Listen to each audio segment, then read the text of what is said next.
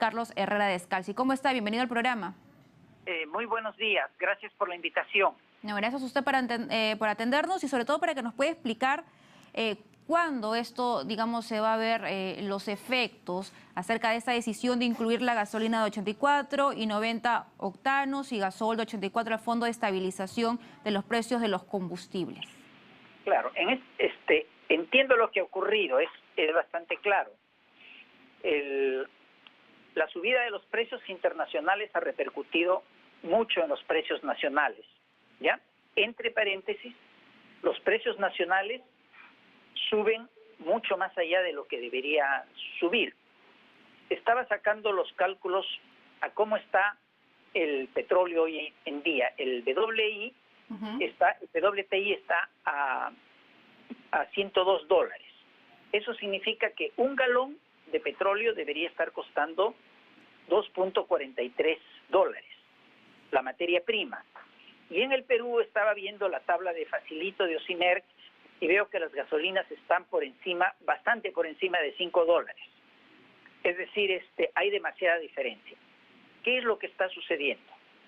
Por la subida de precios internacionales, no solamente en el Perú se suben los costos, sino los que comercializan aprovechan y suben en la misma proporción. Entonces los precios se encarecen enormemente. El combustible es fundamental para el transporte.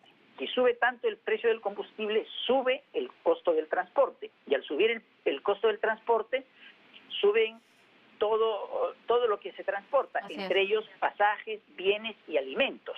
Y se reflejan en los precios de los alimentos. Y normalmente lo que sube es mucho más de lo que debería subir. Entonces, la medida en una circunstancia como esta es subsidiar los precios de los combustibles. Lo que está haciendo el gobierno, creo yo acertadamente, es usando el Fondo de Estabilización de Precios para subsidiar. ¿Y cuándo se ven estos efectos? Estos efectos del subsidio, ¿cuándo se ven? Porque, claro, vemos la desesperación de los transportistas. Verse de inmediato.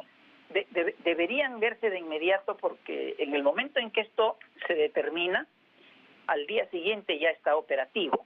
O sea, los precios tienen que ir de inmediato a los precios de los combustibles. El problema de esto, el problema es que el Estado podría tener un razonable control en los precios de los mayoristas.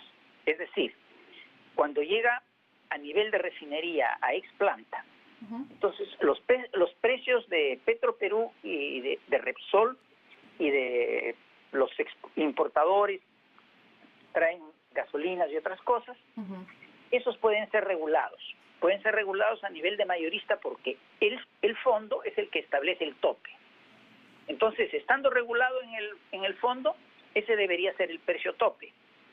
Pero el precio al que compra el consumidor no es ese precio, es el precio al que le vende el grifero. Claro. Y el grifero le agrega los costos de distribución y de transporte. Y la costumbre es que si el grifero ya le subió el precio, es bien renuente para bajarlo, no lo baja.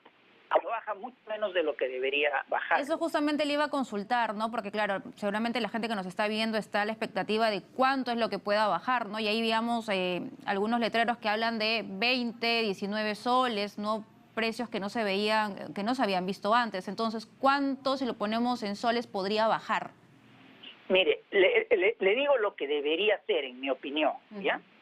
En mi opinión, el precio de la gasolina es un precio que tiene dentro de sí el precio del petróleo, que es la materia prima de la cual se hace la gasolina, más otros costos que vienen a ser el costo de refinamiento, el margen que tiene que tener el productor sobre la gasolina para compensar otras cosas, y los comerciales, etcétera, etcétera. Pero todos ellos no deben terminar costando más que el petróleo.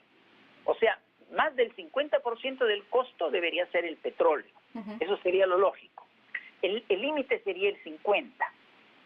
Sí, lo que le dije al comienzo, si hoy día el barril del petróleo de referencia para nosotros, que es el WTI, que es un petróleo caro porque es de buena calidad, está en $102, si yo divido $102 entre 42, me sale a cómo está el galón.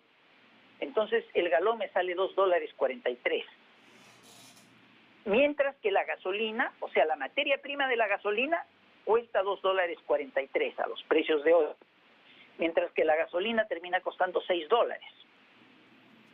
Entonces, el margen entre lo que cuesta la materia prima y aquello a lo que se vende el producto final es excesivo, es demasiado grande. Por eso es que el peruano paga un combustible muy alto. Y esa es una parte que el gobierno no la puede controlar directamente, porque hay libertad de precios. Pero hay otros mecanismos que tendría que emplear, entre ellos comenzar a publicar los precios y cuáles deberían ser los precios, ¿no? Para que el público entienda cuáles son las diferencias y en realidad quién está sacando provecho de esto. Claro, pero ¿cree que estos 3 meses en los que van a estar, digamos, estamos hablando de la gasolina, del gasol, ¿no? El GLP también, pero por un margen menor el diésel también, 3 meses es suficiente? ¿Es suficiente tiempo? No es suficiente. Mire, la encrucijada es la siguiente, ¿ya? La subida de los precios del petróleo se va a los precios de los alimentos. La situación económica en general no es buena. Entonces el ama de casa lo que percibe es que tiene que hacer milagros para poder comprar los alimentos. Es la que primero percibe la subida a través de la subida de los precios de los alimentos. Y la otra cosa son los precios de los pasajes para transportar. Eso trae la protesta social. Entonces el gobierno, para detener la protesta social, tiene que detener los precios. Para detener los precios, el mecanismo que está usando acá no tiene otro inmediato, es subsidiar. Pero el subsidio sale de la caja fiscal. Entonces, eso no se puede resistir por largos plazos. Y el precio internacional es un precio que el tema que lo ocasiona es un tema que va a durar bastante tiempo. Yo creo que se va más allá de los 3 meses. Wow, complicado. O sea, los dos componentes, desgraciadamente los dos componentes que tenemos que hacen que los precios del petróleo hayan subido tanto son uno que es estructural, que es lo que se llama la transición energética, que eso se va para largo plazo. Y el otro es la guerra de Ucrania. La guerra de Ucrania es el despertar de la Guerra Fría. Esta es la Segunda Guerra Fría. La Segunda Guerra Fría no se va a calmar en 3 meses. Wow, qué panorama complejo y complicado el que nos retrata, ¿no? Sin duda porque, digamos, nosotros estamos a la expectativa de lo que ocurre en el extranjero, porque eso evidentemente nos afecta a nosotros y lo estamos viendo. Más bien, muchísimas gracias por esta explicación, como siempre lúcida, muy amable, muchas gracias. Muchas gracias a ustedes. Muchas gracias a usted. Ha sido Carlos Herrera Descalzi, exministro de Energía y Minas. Bien, ahora nos vamos con nuestro compañero